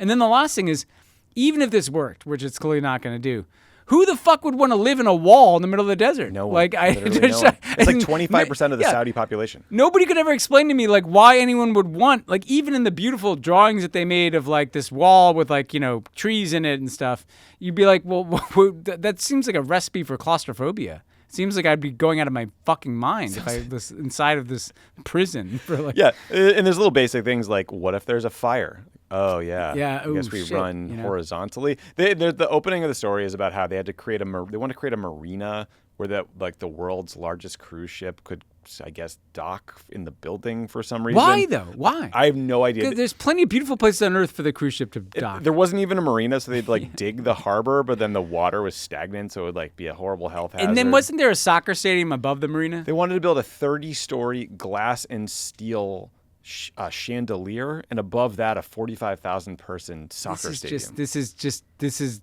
beyond. What's after late stage capitalism? Because that's whatever this is. Whatever this is. Because like, who needs a chandelier that big? Like, who wants to even look at a chandelier that big? A Saudi prince, I guess. I also love the anecdote where MBS would show up at like planning meetings with literally a 40 to 50 person entourage, and I guess it would just be dead silent as they walked around. And if he liked something, the whole group would be like, yes, and if you didn't like anything, they'd all tut at it and like tisk and wag their fingers. I don't like that. But like, can you imagine the stress? Like knowing what this guy did to Jamal Khashoggi and God knows how many other activists and journalists and opposition leaders in Saudi Arabia. Like, imagine, he's like not happy about your window mock-up or whatever. It definitely feels like not a lot of people are delivering the bad news to MBS on this project, though, because you'll get high-speed railed. Not good. I mean, it's actually going to end up being one of those great artifacts of history if it gets like 1/10 of it built and like 100 years from now, people are going to go on like tourist destinations just to see the wreckage of some concrete that was poured in the middle of the desert or something. Yeah, it'd be like aliens. Guess who'll be fine? The birds will be fucking fine. The birds. Yeah. Imagine the birds. Birds like, I can't fly over this thing. I guess I'll just fly around it. Yeah. 107 kilometers later. Yeah. It's like, I guess I'm dead. Brutal. All right, that is it for the news portion of the show, but please stick around for my interview with Tariq Habash and Josh Paul. We're going to talk about why they resigned from the Biden administration over Gaza policy, what they think a better policy looks like, and all they know about the Trump administration's ceasefire deal and reconstruction efforts in Gaza. It's a very important conversation, so stick around for that. This podcast is brought to you by Wise, the app for international people using money around the globe. With Wise, you can send, spend, and receive up to 40 currencies with only a few simple taps.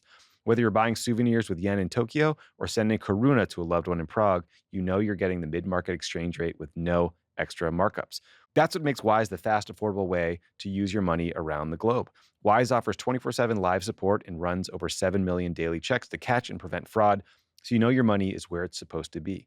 Wise is an incredible app. It's super easy to use. You can exchange currency. You can use it to pay for stuff. I was in France recently. I went to the Louvre for about 7 minutes, and I had to move some money around super fast, and like Wise was there. I'm just kidding. Obviously, that was not the case. But if you wanted to take the metro to the Louvre to pay to go there the right way and view some priceless art and leave it there when you're done, I would recommend Wise. Take only photographs, leave only footprints. That's right. Make only memories at the Louvre. Be smart. Join the 15 million customers who choose Wise. Download the Wise app today or visit wise.com. Terms and conditions apply. Positive the World is brought to you by Simply Safe. Is your home actually safe if you have an old school home security? I don't know. Traditional security systems respond after someone breaks in. Simply Safe is different because it can stop crimes before they happen with its Active Guard outdoor protection. High-tech cameras detect threats while they're still outside your home and alert real security agents. It's a game changer. The agents take action while the intruder is still outside. They confront the intruder, letting them know they're being watched on camera and that police are on their way, and even sound a loud siren and trigger a spotlight if needed. This is how you stop crime before it starts. Other systems have cameras that let you talk to intruders, but they require you to see the alert yourself. Simply Safe's monitoring agents have your back and talk to intruders even if they aren't there. Plus, with Simply Safe, there are no long-term contracts or hidden fees. You can cancel anytime. They've been named the best home security system by U.S. News & World Report for 5 years running. And they have a 60-day money-back guarantee, so you can try it and see the difference for yourself. I know John Lovett set up a Simply Safe system himself. I heard it was excellent service. Turn it on and off from your phone. Easy to set up yourself. Customer support really reliable. App really easy to use. Highly recommend it. Kept the coyotes away from Pundit. That's right. Win-win. Sure. Don't miss out on Simply Safe's biggest sale of the year, 60% off. Right now, our listeners can save 60% off on a Simply Safe home security system at simplysafe.com/crookedworld. That's simplysafe.com/crookedworld. There's no safe like Simply Safe. Joining me in the studio today are Tariq Habash and Josh Paul. Together, they founded and now direct the organization and new policy. Thank you both for being here. Thanks for having us. Folks probably know of your name, just for context. Both of you resigned from the Biden administration over its handling of Gaza policy. Josh, after spending a decade at the State Department, and Tariq was serving as advisor at the Department of Education. I want to talk to you about that experience in a minute, especially sort of what it was like and why maybe more people didn't follow you out the door, in your opinion. But I wanted to start with just your opinions on what we know about this Trump-Gaza ceasefire deal. I mean, there was a report in Politico this morning. They got a leaked PowerPoint presentation about it's about how the administration is struggling to get from ceasefire to phase 2 of this deal, phase 2 including disarming Hamas, the IDF withdrawing from more parts of Gaza, Palestinian governance and reform, economic development, the easy stuff. The White House is also reportedly struggling to put together an international stabilization force to secure Gaza. There have been all these reports that maybe the plan is to only rebuild parts of the Gaza Strip that the IDF controls, not anything under control of Hamas. The Atlantic reported on the plan to create what they're calling alternate safe communities, where I guess up to 25,000 Gazans may live together in these little hamlets, I don't know what to call them, and not be allowed to travel to parts of Gaza under Hamas control. So just throwing information at you guys here. Josh, back in September, you wrote an op-ed for The Guardian calling the Kushner-Blair plan, reconstruction plan for a post-war Gaza, a moral and policy atrocity. Has that view changed since you've learned more about what they're actually planning to do? No, not really. I think the thing that's changed is it's become increasingly clear that there's, despite this 20-point Trump proposal, really the absence of a plan in terms of how you get to the next phase. There's certainly inputs that are coming, I think, unfortunately, from the wrong quarters, both from business interests. I think there's a lot of people who are looking at Gaza and thinking about how they can make money off this.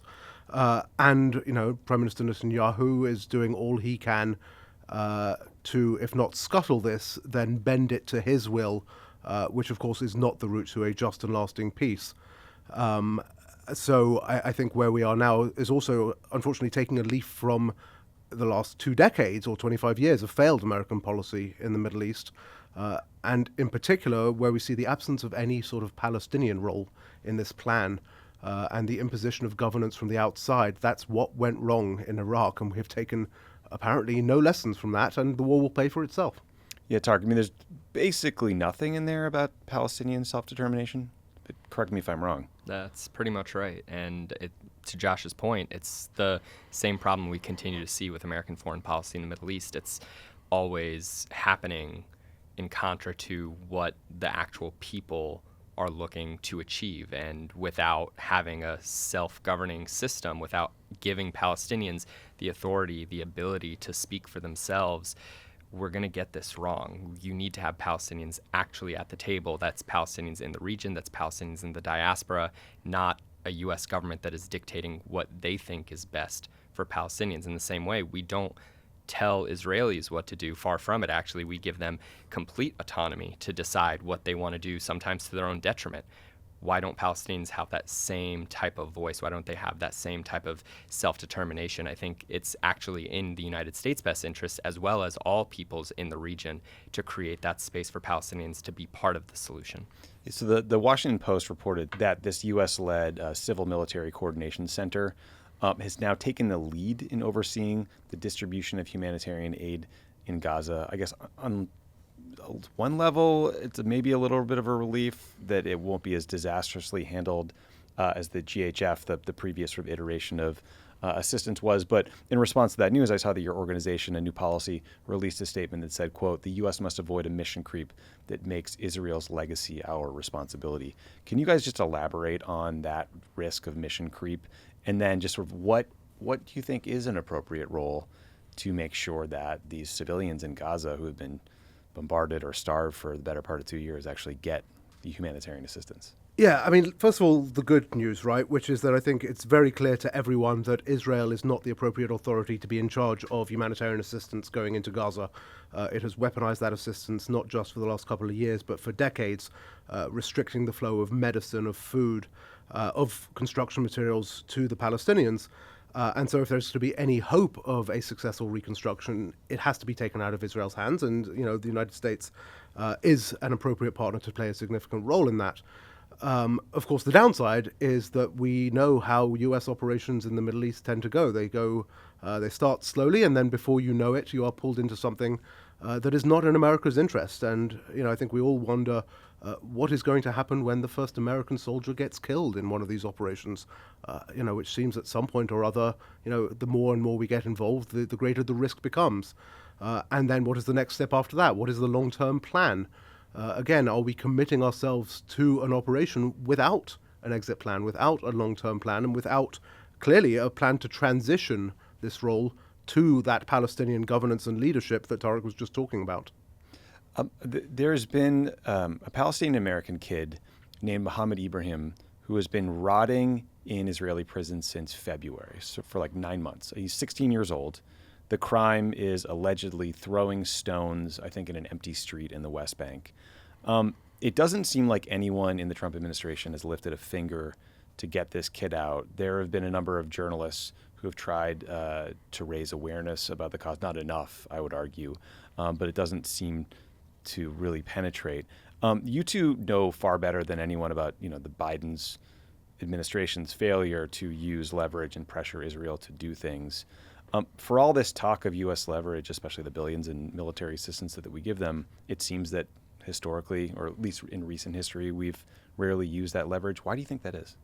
I think it's a political problem, plain and simple. To your point, Biden had all the time in the world to use U.S. leverage to stop the ongoing atrocities that we were witnessing in Gaza, the forced starvation, the continuous bombing of civilian infrastructure. We never did anything. And I think the reality is that regardless of if it's Democrats or if it's Republicans, there is this entrenchment in U.S. politics today and for many years now that has been completely captured by special interests. And the special interests here are extremely wealthy billionaires that are operating in Democratic primaries, that are operating in Republican elections to ensure that there is an unconditional support to the Israeli government's policies of oppression and ethnic cleansing of Palestinians. And I think that is fundamentally the problem that Americans have been watching for years, and they have realized in the last couple of years is not working in their own interests. These positions that politicians are taking to fail to use U.S. leverage is working against all of our communities, and it's something that Americans are increasingly frustrated by. We've seen these tremendous shifts in public opinion that don't want to see U.S. tax dollars and U.S. weapons being used against civilians. They want that money to be reinvested in their communities, and they're realizing that Palestine is actually this litmus test in American politics because there is going to be the establishment in both parties in this duopoly that is going to continue to allow these special interests to dictate to them what leverage should or shouldn't be used. And then there are a lot of people who are increasingly frustrated who are going to be running against those establishment type figures who are going to say, we need a different solution, and that means we need to be able to reject those special interests. We need to actually fight for our communities. And that's kind of what a new policy is here to do. It's to change and to break that political chokehold on our politicians in Washington, D.C. Yeah, I definitely want to ask you more about the organization and the way you can break that chokehold. But, I mean, are you guys ever surprised that, look, the rights of American citizens don't trump other priorities? Like this kid's a 16-year-old American kid rotting in prison. There's American citizens on these flotillas that the IDF was reportedly bombing, like dropping incendiary devices on drones, and seemingly the United States government, at least under the Trump administration, doesn't say a fucking word. Well, I'm glad you bring this up, right? Because, I mean, yes, Mohammed Ibrahim has been in prison now for 9 months and is suffering there. But, there's been at least 13 American citizens who have been killed by Israeli security forces over the course of the last few years. With impunity, apparently. There has never been anyone held accountable for any of those killings, including of American journalist Shireen Abu Akleh, but of other Americans as well, including, for example, an elderly grandfather in his 70s who was, kicked and punched by Israeli security forces in the West Bank, Omar Assad, and then left to die, which he did. If you could think about any other country in the world where we had seen over a dozen Americans killed by their security forces, Congress would be raising hell. Yeah. The White House would be on the phone to that government saying, what the hell are you doing? We want to see accountability. We want to see people put on trial. We want to know exactly what has happened. And in the case of Israel, the opposite is happening, and it's pretty shocking. There's actually a retired U.S. Army Colonel Steve Gabowicz, of the former U.S. Army military policeman, who served in the West Bank for the last few years, who just spoke publicly to say that he investigated one of those killings of an American citizen. He took his findings up the chain, and he was told, no, we're not going to say that. We're going to follow Israel's version of events here. It's to me, I think, one of those issues where if we can't even stand up, and saying this also as someone who served in the State Department for a long time, if we can't even stand up for the security and the safety and the rights of our own citizens overseas with one of our closest partners who depends on us for their defense, what on earth are we doing? Yeah. So, you guys made, both of you, this gutsy decision to resign from jobs in the Biden administration over Gaza policy. Can you just tell us, what was that like? Was it lonely? Was it scary? Were you surprised that more people didn't follow suit? Tariq, start with you. It was lonely, yeah, absolutely. I've never actually told the story about the moment that I decided to resign. For me, after days of very dehumanizing rhetoric from the president himself, from conversations with colleagues, there was a particular moment. It was minutes after the first hospital got bombed. It was El Ahli Hospital in Gaza City, and I turned to a colleague, we're in a meeting, and I was like, what the fuck are we doing? And she just didn't know what to say. She knew I was Palestinian. She knew that this was an issue that was close to me, that I've been raising concerns about U.S. complicity. And she looks at her phone. She sees a notification from the Washington Post.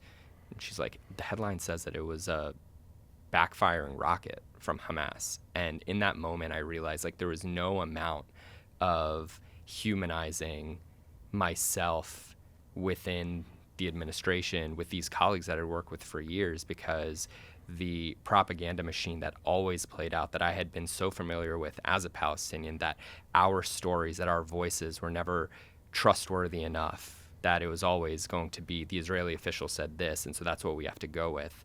And in those conversations with senior officials in the Department of Education, in the White House, my voice didn't actually matter. And, a few weeks later, the Washington Post came out with a very thorough investigation, making it very clear that there was no way this is a rocket backfiring. This was always an Israeli rocket that had hit a hospital that killed 500 civilians. And that allowance of, this idea that, it could have been something else, allowed for dozens of hospitals to be invaded, to be bombed, and it was very clear that this was a lonely road for me. And despite that, I still continued to communicate with many colleagues who were increasingly frustrated, who wanted to take a position, but because they had family circumstances that made it impossible for them to leave, because they needed to have health care, because costs are getting more and more expensive in these cities, there had to be someone else to raise their voice and to do what I, ultimately had to do, which was resign and to be public about it. And I don't envy other people for not being able to make that decision, but I do wish there were more people who took that position.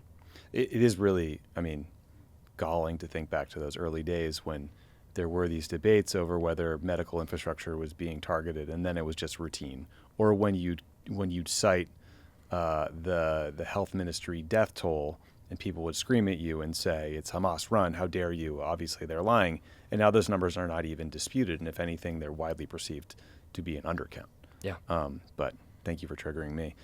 Josh, what was your experience of resigning like? Can you tell folks what you did at this point? So I worked in the State Department in something called the Bureau of Political Military Affairs, which is the part of the U.S. government that is responsible for what we broadly call our defense diplomacy, but essentially it's the overlap between military diplomacy and foreign policy. And that includes arms transfers, security assistance, as well as a host of other functions, global humanitarian demining, security negotiations with countries around the world. And so in that bureau where I'd been for over a decade, there were certainly plenty of difficult issues. I went into it knowing that there would be plenty of difficult issues that we would struggle with as we strike a balance, right, as it always is, between America's hard security interests and, human life, frankly.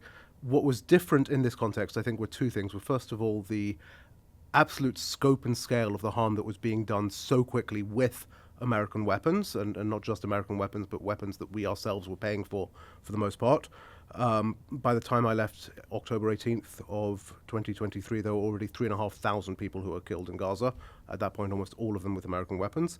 The other thing that was different was the absence of debate. In fact, the unwillingness, frankly, the top-down direction for there not to be any sort of policy discussion. And if you know the State Top-down Department, from whom? Certainly from the White House, but in my experience from the secretary, from the undersecretary level, flipping a process on its head that is normally a bottom-up policy process to say, you will approve these arms sales, we will not discuss these questions, we will not listen to your concerns.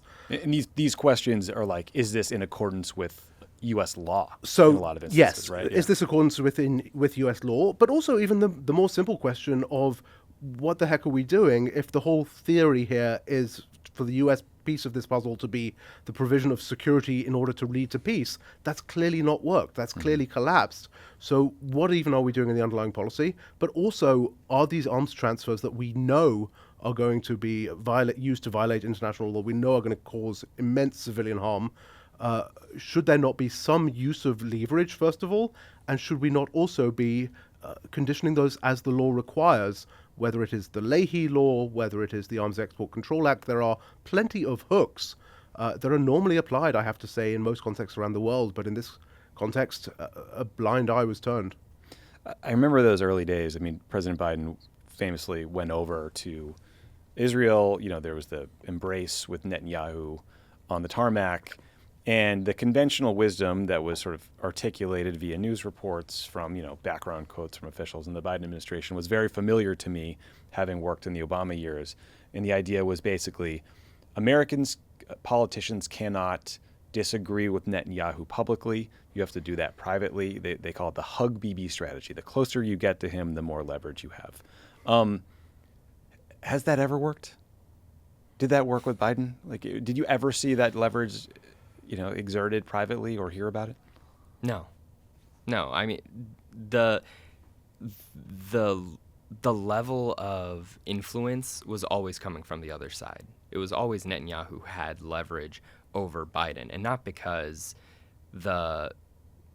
any particular reason that he had leverage, but because Joe Biden, because Democrats were unwilling to use their leverage, it gave Netanyahu all the leverage. He was the one that was dictating the policies. He was the one that was making decisions about what Israel was going to do when. And it was our weapons, it was our money, and we didn't have a say. We were completely operating without any sort of oversight, without any sort of real role. Who's the superpower? I think that's always the question it comes back to. Is it us? Is it the United States of fucking America, or is it someone else? The famous Bill Clinton line, right? Yeah. Like, he walked out of a meeting, then said, "Who's the fucking superpower here?" Yeah. So tell me about the organization, A New Policy, and the associated political action committee. I mean, what are you guys trying to create? Is it a policy framework and white papers for the wonks? Is it political support and leverage, all of the above? Like, how are you thinking about Yeah, I mean, first let's just clarify what the problem is, right? And Tariq's touched on this, that, the problem we face here with this policy that transcends administrations of unconditional support to Israel is not just a foreign policy problem. It's also a domestic policy problem. In my own experience, it is a problem that if you want to give that unconditional military support to Israel, you have to break American law to do it. You have to be willing not to enforce American law. You also have to be willing to tear apart the international rules-based order. Sanction the ICC, as not only President Trump is doing, but as previous administrations were as well. You also have to be willing to sacrifice America's global leadership and credibility, because the rest of the world can see very clearly what's happening and the hypocrisy of our approach. You also have to be willing to shut down dissent and protests here in a way that is fundamentally un-American. And all of that emerges from, that is not a set of policy choices per se, that is a set of political choices. And it is so, therefore, we're not a policy organization, we're not a think tank.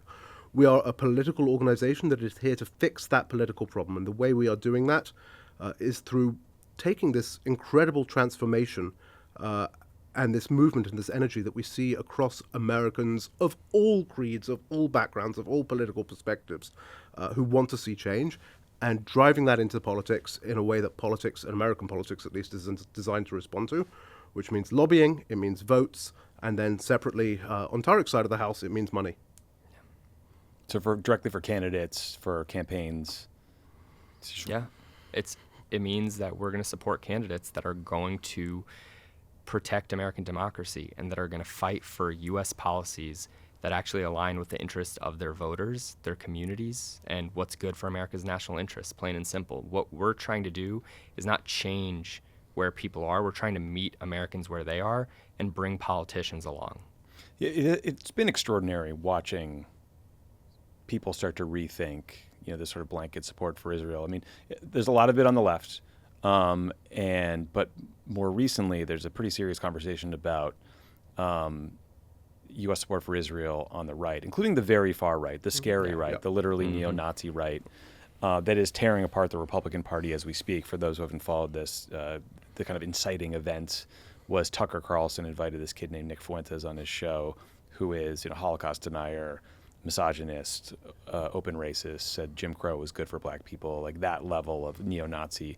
But I think it has sort of laid bare what was simmering under the surface, which was, young Republicans don't understand the kind of blanket support for Israel And I think they would argue, I don't know if this is fair to say, but they would argue the lack of space to openly debate these issues has led people to more extreme quarters, and people like Nick Fuentes and voices like his. Do you think that observation or that sort of excuse for the anti-Semitic fringe is accurate? And sort of how can a new organization, like more openly talking about this, help kind of be a pressure valve? I mean, I think there's an obligation on everyone to be talking about these issues. And I think what's happening on the right is a function of where American politics has been in terms of what you are allowed to talk about. I mean, the repression that we are now seeing in American civil society on college campuses, that didn't start with Donald Trump. That actually started under the Biden administration. It was one of the big issues that made my job as a political appointee in the Department of Education almost impossible to do, because there was no willingness to actually defend these institutions that were getting called in front of Congress and being berated as quote unquote anti-Semitic because they were allowing schools and their universities and their student and faculty demographics just to have conversations or question existing U.S. foreign policy. And so like this idea that, you know, this is only a function of like the far right is actually, it's definitely happening. That conversation is happening there, but it's happening because there's been this blanket repression about what you can talk about, who you can criticize in this particular moment. And I think it's a really dangerous place to be in American civil society, because there is an obligation for reasonable politicians to actually engage with their voters. And the more that reasonable politicians ignore what people are feeling and the pain that they're feeling, the more likely people are going to lash out, and it's going to be a lot less safe for a lot more people. So when you guys are looking at candidates who you might want to support, like what are the kinds of issues? I imagine it's like arms to Israel, AIPAC. Would you factor in like kind of support for the Abraham Accords, or at least more honest debate about what they were and were not? Like, how are you thinking about this? I mean, so we're thinking about a pretty broad landscape of policy questions. I think all those issues are on the table and they're discussed with candidates. I think first and foremost, like reconstruction, how you think about Palestinian self-determination and the role of Israel's continued occupation of Palestinian life. What does the role of, the United States or, an international community look like in terms of reinvesting in Gaza and rebuilding? What does accountability look like? All these are like really important questions, but another big piece of this is making sure that you are identifying people who are going to be successful in being able to win, because at the end of the day, this has been an issue that has far too long been on the fringes in American politics.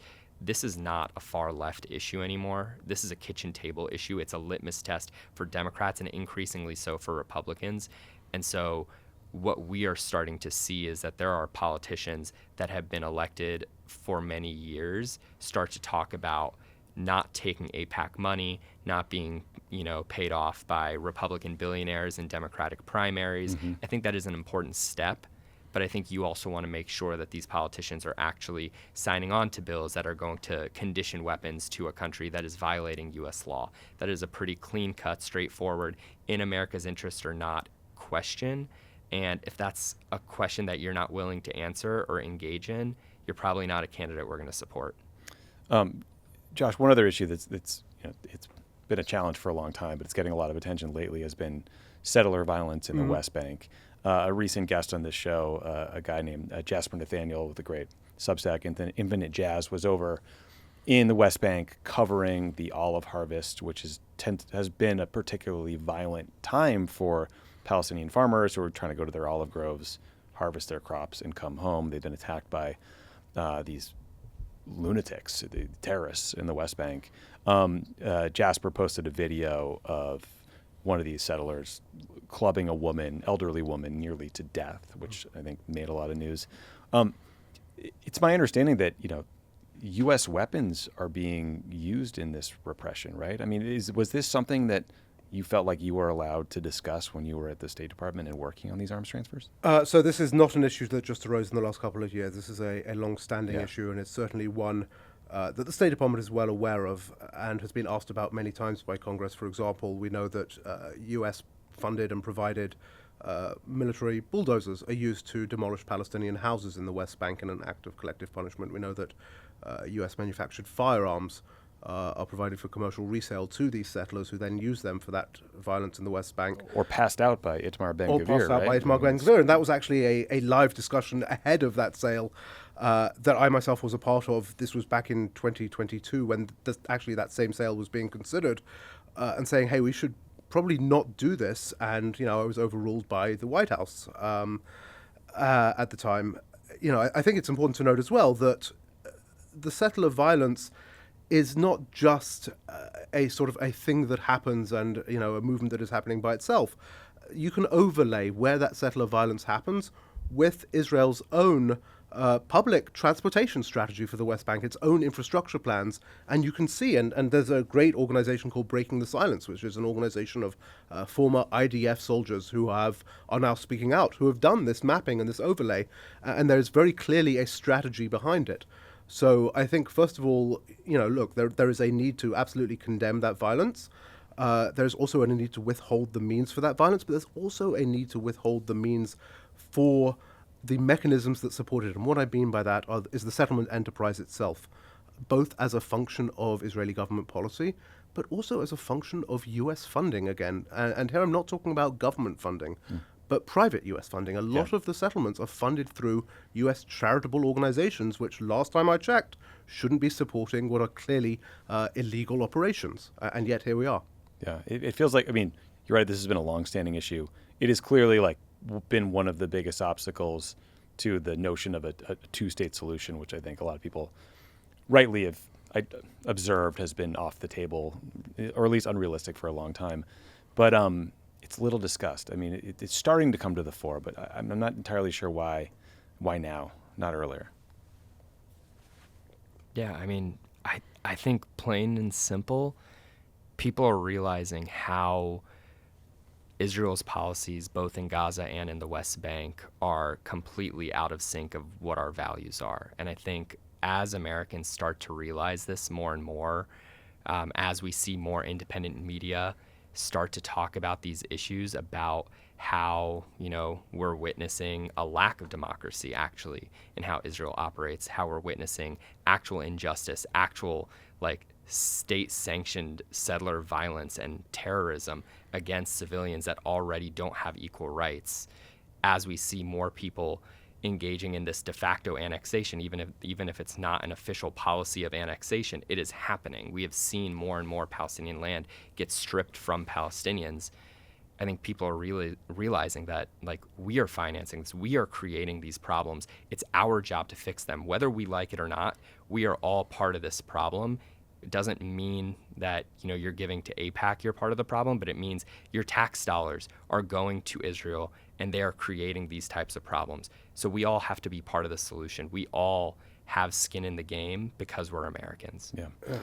Just on that, I think particularly for the Democratic Party, there's a challenge here, right? Because the dogma has been, since Clinton, the belief in the two-state solution, and it's a dogma that is rolled out again and again, and it's very easy for, Democratic electeds to say, well, I'm not pro-Netanyahu, I support the two-state solution, right. But it's Charlie in the football, right? It's been pulled out, and when you look at the settler violence, when you look at the expansion of settlements, the expansion of infrastructure, the ethnic cleansing, frankly, of Palestinians from many villages in the West Bank, the way the West Bank is being cut up, okay, so I believe in a two-state solution, but that solution is no longer viable on the ground.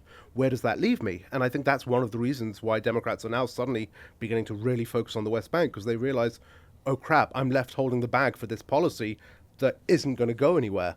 And so there's a lot of, I think this is almost a form of backpedaling and trying to rewind history. Yeah. I fear it's too late. Or at least, ground the conversation in reality. Yeah. So if people are listening and they think, I like, what these guys are talking about, I want to be a part of this organization, or I want to learn more, where can they go?